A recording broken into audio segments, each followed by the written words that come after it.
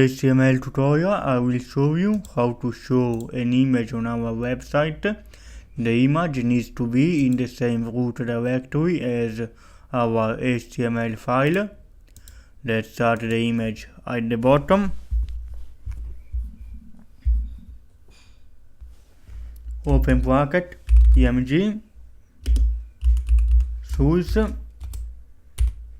the name of your image, www.png,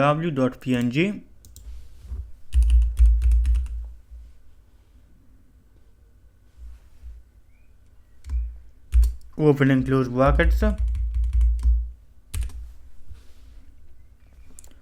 Also, alternative title, Miranda and Janet, the real name of the actresses. Close.